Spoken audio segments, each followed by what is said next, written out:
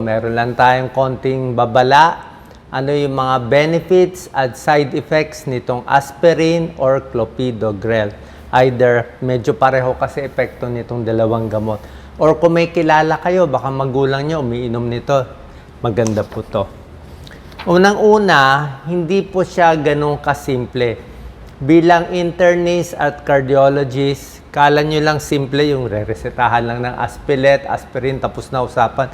Hindi, makikita nyo complicated siya. Pero pwede ko naman i-simplify sa inyo. Meron kasing pro-benefit ang aspirin, pero meron din siyang matinding side effect. So, magde-decide tayo, iinom ba kayo or hindi. So, dito malalaman natin. Pero syempre, final say sa doktor ninyo, usually cardiologist din ninyo. Kung kayo ay may sakit sa puso, may bara sa puso, naninigarilyo, malaki panalo ng aspirin. Bibigyan kayo ng aspirin yung tapos ma-heart attack o may bara sa utak sa stroke, bibigyan kayo ng aspirin para hindi ma-heart attack ulit, hindi ma-stroke ulit. Pero ang side effect niya, pwede rin magdugo. May tao na ulcer, nagbi-bleeding, meron din namamatay sa bleeding. So, tinitimbang natin yan, no? Parang timbangan yan. May benefit siya sa heart disease, para sa kirot, mura lang aspirin, pero meron din siya mga side effect. Isa-isahin natin. Pati yung mga bawal gawin kung kayo ay umiinom ng aspirin or clopidogrel, sinama ko na rin. So, ito po. Generic lang po pinag-uusapan natin. Maraming brands yan. Nasa sa inyo na kung anong brand. Pero ito po, generic yan. So, very general ang tips natin. Good or bad for you. Yan. Pati clopidogrel. Ang clopidogrel kasi, para di siyang aspirin yung epekto, although mas bago siyang gamot. Tsaka itong a little less ulcer, a little less bleeding. Diba? Kung yung iba sumasakit ang sikmura, nagdurugo sikmura, ito, pero meron din siyang bleeding risk, mas konti lang. Tsaka mas mahal yung isa. Okay? So, cardiologist nyo magpa-final decision. Ito, sino ang pwede at hindi pwede uminom ng aspirin? Hindi po siya ganun kasimple. Sa mga nanonood, bawal basta lang iinom. Hindi kayo pwede uminom ng Aspilet ng hindi kumukonsulta sa doktor. Kasi nga, pro and con to. Medyo malalim tong topic ko, pero kailangan malaman din ninyo na hindi yun ganun kasimple. Pero kung gusto nyo shortcut, ganito na lang shortcut. Pag ang doktor nyo, niresetahan ka ng Aspilet o aspirin, 80 mg, tituloy nyo lang. Diba? Sundin nyo na lang siya. Wala namang kaso doon. Tapos kung meron kayong bleeding or mga side effect, magsabi kayo sa kanya. Pero ito, malalaman natin sino panalo, sino talo sa pag-inom ng aspirin or clopidogrel. Pag isang tao may heart attack, panalo na yung aspirin. Malaking benefit para hindi... Kasi heart attack, nagbara yung dugo Nagbara yung may blood clot sa artery. So pag may aspirin, lalabnaw yung dugo. Blood thinner. Mas malabnaw, mas hindi magbabara sa puso. Kung ang problema mong stroke, yung mga ischemic stroke, thrombotic, may nagbara din na blood clot, maganda rin yon ang aspirin, pinapalusaw niya. Yan. Pag may tao na may heart attack, sigurado tayo nasa kalye. First aid, bibigyan ng aspirin. Actually, high dose binibigay, mga 325 mg o dalawang 80 mg pwede na rin, 160 mg binibigay sa heart attack. Ayan, Yan ang benefit. So, kung may barado, dahil pwede ito sa puso, pwede sa stroke, ay malaking tulong itong gamot na to. Ayan, ito. Papakita ko sa inyo, Ito yung mahirap, Kala nyo, doktor, simple lang yan. Reseta lang ng reseta. Hindi po. Ito talaga ayon sa pag-aaral. Libo-libo pinag-aralan. Malinaw na ang pag-aaral dito. Kung 1,000 tao, palagay natin 60 years old, kung 1,000 tao binigyan natin ng aspirin, okay, 1,000, ito mangyayari, 17 na buhay ang mabubuhay within 10 years. 70 na dapat namatay sila sa heart attack. Hindi sila mamamatay sa heart attack out of the 1,000. Yan ang mag-gain natin kung bibigyan mo ng aspirin. Actually, yung post-heart attack, within 1 month, makakasave ka na ng lives. Pero, kahit panalo ka sa 17 lives, kasi binigyan mo 1,000 people ng aspirin, meron namang 3 mamamatay dahil dumugo ang tiyan. Yun naman ang problema. Meron ding 3 mamamatay, either dumugo ang tiyan or dumugo yung utak. Merong stroke na hemorrhagic dumugo hindi rin pwede aspirin doon. Stroke kasi dalawang klase. Yung stroke na barado, pwede ang aspirin. Pero yung stroke na dumugo, hindi po pwede. Kaya ang tanong dito, para sa mga nakikinig, para sa mga pasyente, ano ba tsansa mo magkaka-ulcer ka? Malaki ba? Kung malaki tsansa mo magkaka-ulcer ka, hindi na natin bibigyan ng aspirin. O baka clopidogrel na lang, o baka iba pa, o baka hindi na bibigyan. Pero ano naman ang tsansa mo magkakaroon ka ng heart attack? O yung baradong stroke, or yung ischemic stroke? Ano tsansa mo? Kung malaki tsansa mo naman ma-heart attack, bibigyan natin ng aspirin kahit may konting risk. Kasi baka ito baka dito magka-problema, baka may lahi kayo ng heart attack talaga. Okay? Ito po mukhang complicated, pero ito talaga ang pinaka-gold standard. Okay? Ewan ko ito talaga ginagamit ng doktor. Try ko explain sa pinaka-simple. Ganito. Pag red mark ka, ito, tao to Pag lalaki kayo, nandito kayo. Pag babae kayo, nandito kayo. Okay? Pag babae kang smoker, ito ang risk mo ng heart attack. Yan, babaeng smoker. Babaeng non-smoker, dito. Lalaking smoker, lalaking non-smoker, nandito. Edad mo, nandito. Ayan, mas matanda, mas namumula. Higher risk of heart attack. Pag very red, super taas ang risk atakihin sa puso within 10 years. Tignan mo tong mga red to. 47% chance aatakihin siya sa puso within 10 years. Grabe ang taas. Ayan, Pero pag dito ka sa green, 0% chance. Hindi mamamatay yung mga nandito. Ano ang risk factor? Gusto natin nasa green tayo. O gusto natin dito lang tayo sa yellow, green, orange, okay lang. Ayaw natin red o dark red. Ano ang risk factors? Ito lang yan. Kung kayo ay naninigarilyo, yan mas red ka. Mas red Kaya bawal talaga manigarilyo. Nakaka-heart attack yan. Mas red Yan lalaking smoker, mas red. Ito, mas less Pag kayo ay lalaki, tayo, mas mataas risk natin ng heart attack. Lalaki, maaga na mamatay ng 5 years kaysa sa babae. Kung tayo ay mas matanda, 40, 50, 55, 60, 65, mas nagiging red. Pag tumatanda, mas naka-heart attack. At may dalawang factors pa, hindi nyo lang nakikita. Blood pressure, ayan 120 ang BP, 140, 160, 180. Mas mataas ang blood pressure, mas heart attack, mas red. Yan. Tapos lastly, yung cholesterol. Ayan cholesterol yan 4, 5, 6, 7, 8. Mas mataas ang cholesterol, mas red. So for example, nakikinig, babae kunwari, 55 years old. Naninigarilyo, nandito. Blood pressure mo, 160, nandito. Cholesterol mo, 7. 4% chance na magkaka-heart attack within 10 years. So, sino binibigyan ng aspirin? Lahat ng red. Basta red ka, aspirin, panalo ka na. Okay? Kasi malaking chance ma-heart attack Okay? Pero kung orange ka lang, yellow o green, wag na lang mag-aspirin. Ay baka magdugo pa. So nakita nyo, tinitimbang. Okay? I hope you, ganito kasi ang talagang, ito talaga factors. More smoker, more high blood, more high cholesterol, lalaki mas matanda, mas better yung aspirin. At kung dati nang may heart attack. Ang binibigay, mga 80 lang, 80 milligrams ng aspirin. Ayan, no, prevents heart attack, prevents stroke. Yan. Pero ang problema naman, ito yung good eh. Ito yung bad, magdurugo.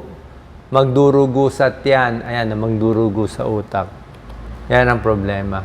So, usually, meron tayong precaution para hindi nga magdugo. 80 milligrams aspirin, tuturo ko sa inyo paano gagawin, ano yung mga bawal gawin. Pag may bleeding risk, clopidogrel, kaya lang yung presyo mahal. Ito parang 2 piso lang, ito baka 50 pesos, malayo yung presyo. Okay? Ito yung mga bawal gawin at mga iingatan natin sa uminom ng aspirin at clopidogrel. Unang-una, pag naka-aspirin ka na, ingat sa pag-inom ng gamot or supplement na hindi alam ng doktor mo. Maraming kasing gamot, kasi nakakalabnaw na ng dugo yung aspirin eh. Ay kung meron ka pa ibang iniinom, baka lalong lumabnaw ang dugo.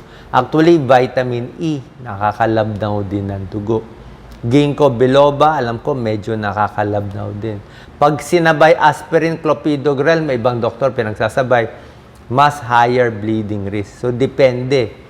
Okay? Number 2, bawal gawin kung uminom ng aspirin or clopidogrel, bawal ang alak. Ulit, bawal ang alak. Bakit bawal ang alak? Pag uminom ka ng 3 shot ng alcohol a day, 3 beer, or basta kahit anong doon, 3 boteng beer, 3 red wine na glass, o 3 shot, mas nagdudugo ang tiyan. Naka-aspirin ka, naka-alcohol ka, naku, patay. Number 3, dapat bantayan. Pag ang dumi mo nangingitim, pag ang dura may dugo, di ba? Pag may sugat, talagang matagal na, pag nasugat ka, medyo matagal mag-clot. Matagal tumigas o tumigil yung pagdurugo. Mas matagal ang press mo. Kasi nga, malabnaw ang dugo. Masama ba malabnaw? Huwag ka lang magbi-bleeding. Gusto nga natin malabnaw dapat para nga hindi magbara sa puso eh. Para hindi magbara sa utak eh. Yun nga po problema, pros and cons. Kaya pa naka-aspirin may mga bawal.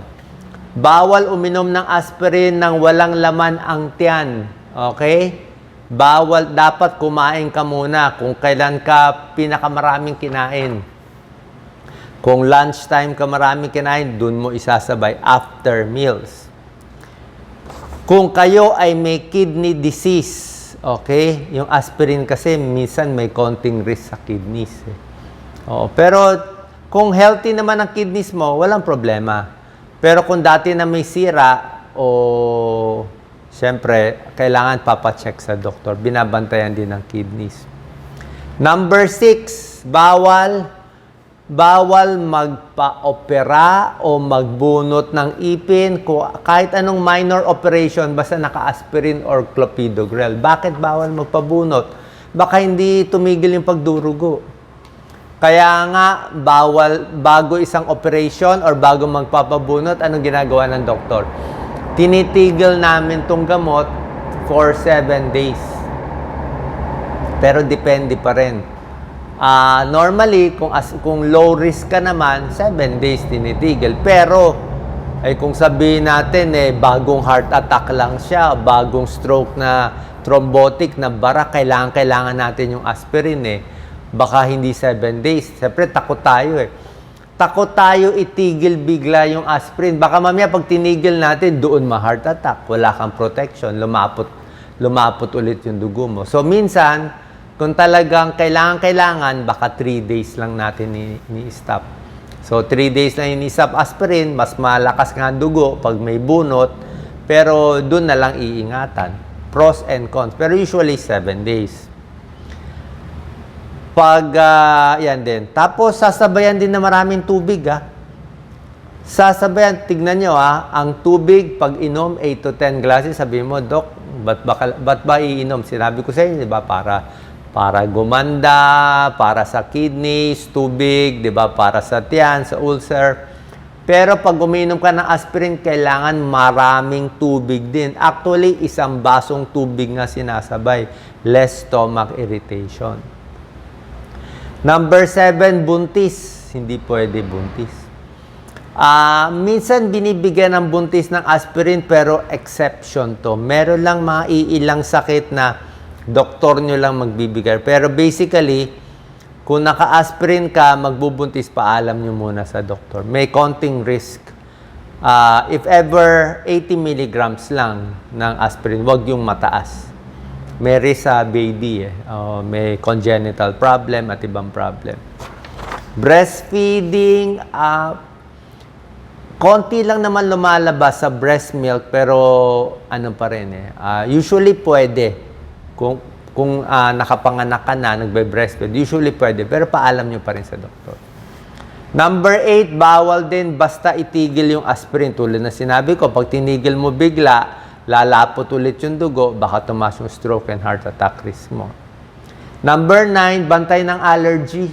Meron din nag-allergy na hindi makahinga, hinihika, namamaga. Yan.